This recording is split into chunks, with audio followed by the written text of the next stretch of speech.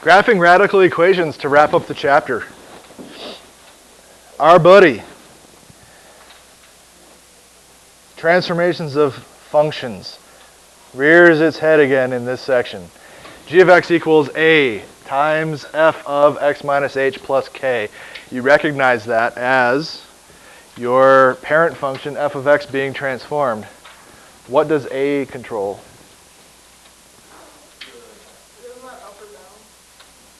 Reflections and dilations, skinny or fat. What does h control? Left or right, and k controls up or down. Okay? This stuff never goes away. For every single parent function that there is, they can be transformed in this manner. And that means that if I have the square root of x as a parent function, y equals the square root of x, then I can transform this thing. I can reflect it by putting a negative sign out front. I can dilate it by putting a number out front. I can shift it left or right by including under the square root a number added to or subtracted from x. I can shift it up and down by including a number outside. That is what this notation here lets me do with any parent function, including radicals. And that doesn't just include square roots. It's any nth root as a parent function. All of the transformations of the parent function are the same as before.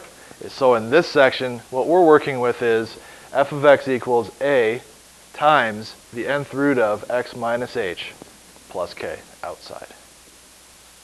And then we're going to be able to graph nth root functions using transformations fairly quickly. It's a good skill to have. It's kind of exciting. Here we go. Graph y equals the square root of x. We've seen this one a couple times, but we're going to learn how to graph it here quickly, hopefully. In order to graph the square root function, notice that I don't have plus or minus here. We know that the square root with the plus or minus looks like a sideways parabola. We've seen that already. But with only the positive case, which part of the parabola will I be seeing? The top half, yeah. So I need to figure out where this thing starts. It'll start where the imaginary numbers stop happening. Where does that happen? At 0. So I'm going to start at 0, and then I'm going to continue on from there. I can't have negative numbers because of that imaginary situation. So it's going to be 0, 1, 2, 3, 4. It's not that bad. I've already told you all of the answers here already from like last time or something. So if I plug in 0, what do I get? 0. If I plug in 1, what do I get? 1. See, it's not that bad. If I plug in 2, what do I get? Good. The square root of 2, which as a decimal when we graph it is 1.4. Technically it's 1.414, and it would continue on forever, but 1.4 is good enough for our graphing purposes. What about the square root of 3? 1.732 actually, but when we graph, 1.7 is good enough. And how about the square root of 4? 2. So fairly easy to come up with those numbers. Now we can graph them. We have 0, 0. We have 1, 1. We have 2, 1.4, so a little less than half there. We have 3, 1.7, almost 3/4 of the way. And then 4, 2. And then that, we know, is a sideways parabola, but only the top half. So I'm going to kind of try to make it a smooth curve that extends outward and upward for forever. That's the graph. That's what the graph of the square root function always looks like. Now, to graph a radical function, square root or otherwise, locate the starting point. The starting point, just like the vertex of a parabola, is h comma k.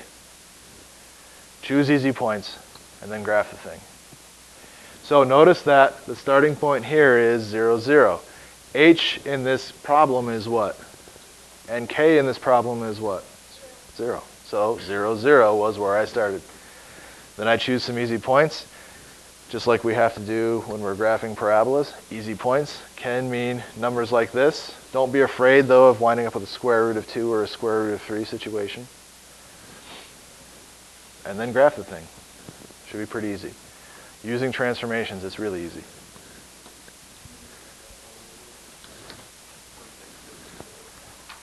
Not always. Sometimes you want to pick other numbers besides 0, 1, 2, 3, and 4 based on the numbers that you see inside. Like, for example, this one. Just by looking at this radical equation here, what can we say it's going to look like? It'll be upside down.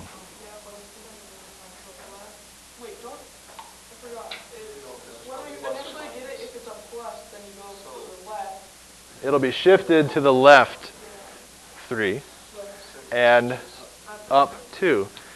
So left 3, up 2, there's my starting point.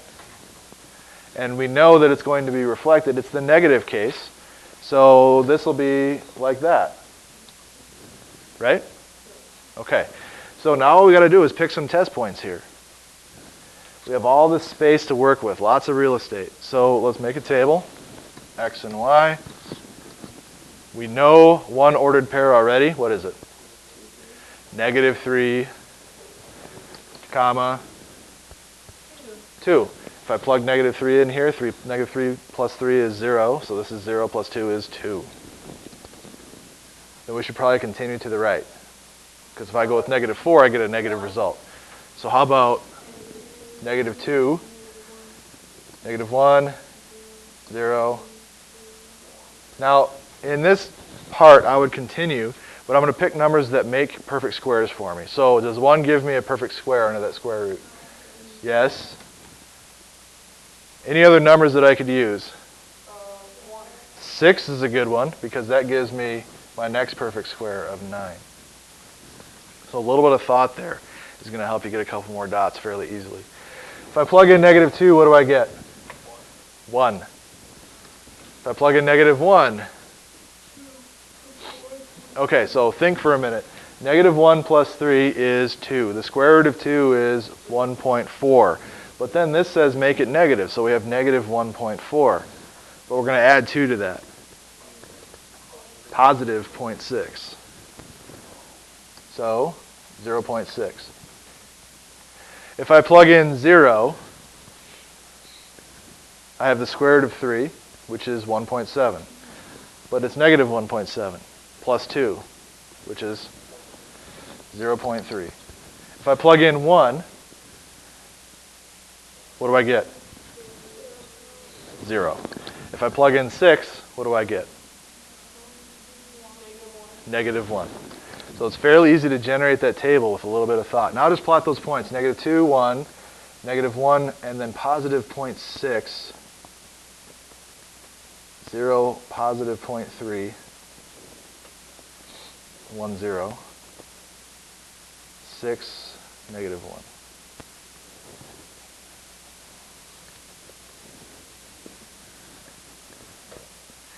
And there's your graph. So the graph on the calculator gives me the same thing. I'm just going to move this out of the way here so we can see it.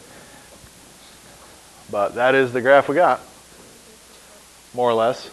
And the graph we got was hand-drawn. This one's perfect, so there you go. That's what the graph looks like. If I were to include the positive case, then I would get that sideways parabola. So let me go ahead and do that, just as something fun to do. So that's going to be the positive square root this time of x plus 3 plus 2. And now we have the other side of that parabola tipped on its side. So if you want to graph both, you have to graph them as separate functions. But once you do, you get it. It's just the positive case of the square root. Rather than it being reflected with this negative sign right here, that's reflecting, which means that we want the bottom half of that parabola only, this blue piece right here. But if I were to include the plus or minus here, then I'd also have the top half, which would be this red piece right here. And you can see the two of them put together gives me that sideways parabola. Together, this is not a function, which is why the calculator won't do it. We have to do it individually as two separate functions. The red portion here is not a part of this problem. I just wanted to show you that that's what we would get if we graph the whole thing. If you don't see a plus or minus, then it's just the positive case, because that's a positive root then, okay? So that means there is no plus or minus button on the calculator. There's no plus or minus button that works in this fashion on the calculator. The calculator will not graph something that's not a function. So you have to do two separate cases. Okay? All right, so back to this. We have one problem remaining, and it's a cube root situation. Now, cube roots are a little bit different than square roots. The reason for that is, tell me where this thing goes imaginary. It doesn't. I can take the cube root of a negative number. So there's not going to be a starting point like we had with that square root function where it just starts off in space and then goes from there. This thing has a domain that is actually all real numbers. So we have a full graph to draw here. We don't have a starting point, but we can call it a starting point because it's sort of like where the graph kind of reflects around itself. I don't want to use the word reflect. You'll see what it is actually in a little bit here. So we can start at h comma k still and think of it as a starting point, but it is not where the graph starts. It's where we're starting. So h comma k is what? Yeah, it's -1, -4. Correct? Okay. So we're going to go -1, -4, and we know that the graph is there, at least. But because of the fact that we have this third root here, this thing is going to extend in both directions. So we're going to need to make a table that sort of has numbers on both sides of this guy right here, kind of like a parabola. But it doesn't reflect, there's no axis of symmetry here. So we need numbers on both sides, x and y. Let's choose some smart numbers. Remember, we have this third root situation happening right here. So I want to pick numbers that are going to give me perfect cubes here. 7 will work.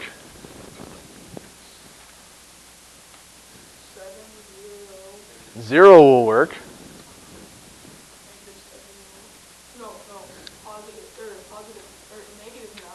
-9 plus 1 is -8. So -9 will work. That's slightly off our graph, but that's okay.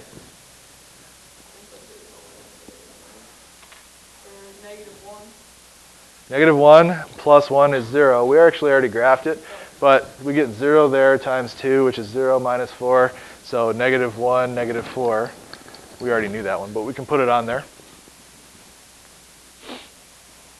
Our perfect cubes are, so 0, 1, 8. Have we covered all of those here?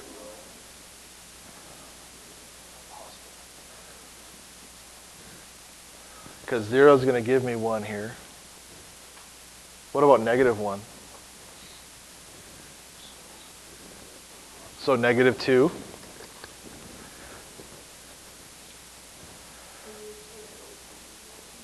All right, that's probably pretty good. Let's go from there. So if I plug 7 in, I'll just go through this table from top to bottom. 7 plus 1 is 8. The cube root of 8 is 2. Times 2 is 4. 4 minus 4 is 0. Okay, take 0, plug it in. We have 1. Cube root of that is times 2 minus 4, -2. Take -9, and plug it in. -8, cube root of that is -2, -8. So -9, -8. Off our graph, but that's okay. How about -2?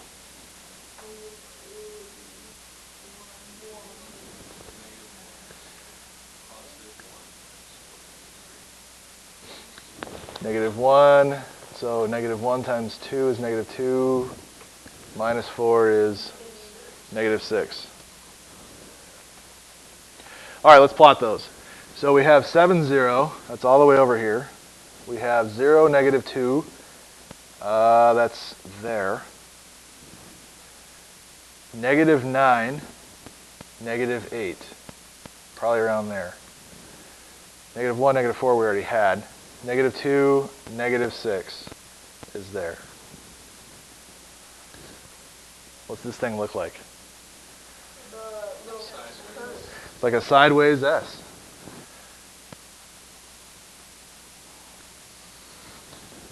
There's your graph.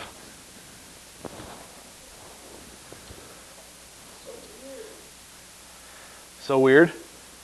It's actually the inverse function of a cubic function. A cubic function looks like this before transformations. Do you see it now? The reflection over the line y equals x. We could go through and find the inverse of this guy and graph it. You want to? Yes. Yes, you do. We have time. We're going to find the inverse of this one and graph it so that we can see that this actually does make the graph of the other one that's reflected over the line y equals x. So to do the inverse of this, what are we going to do? Switch x and y. So now we have x equals 2 cube root y plus 1 minus 4. Now what?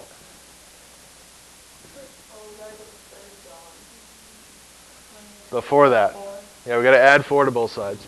So now I have x plus 4 equals 2 times the cube root of y plus 1. All right, so now I have 1/2 x plus 2 equals the cube root of y plus 1.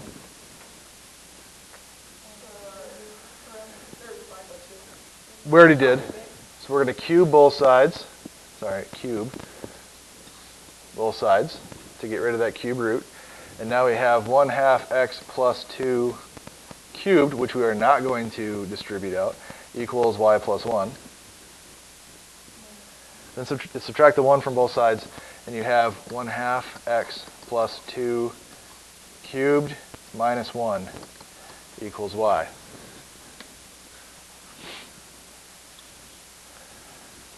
That's the inverse function. It's not multiplied out, and that's perfectly fine. We're only doing this to see if we actually get the inverse. So let me go ahead and get rid of those two graphs.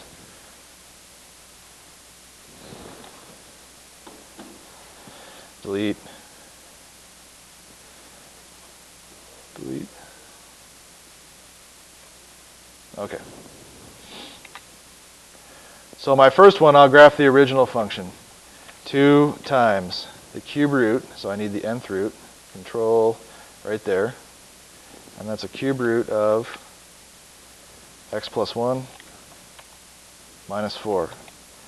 Hit enter. There's my graph, just like we got. It was even in blue. My second graph, come back, is going to be this guy right here, slightly easier to enter in, kind of. So that'll be parentheses 1/2 times x plus 2, close the parentheses, raise it to the third power, come out of the exponent, subtract 1. This is in the way. That's in the way. Does it look like we're reflected over the line y equals x? Yeah, it does. So this is the inverse. This red guy here is the inverse of the blue guy that we graphed. So your cubic function generally looks like this. To find an inverse, swap the x and the y. The cube root functions are inverses of cube functions. We didn't have to do that for this problem either. I just wanted to show you that. The main idea is to graph a cube root function. It will look like a sideways cubic function, which we know looks like this right here. So keep that straight. If I have a square root function, it's either going to look like this or it's going to look like this. Well, I could actually give you a problem where it reverses and does that or that. I think there's something like that on the homework. So watch out for those. These will happen, these reversed ones will happen if I have a negative sign here on the x inside the square root. Okay, that's it.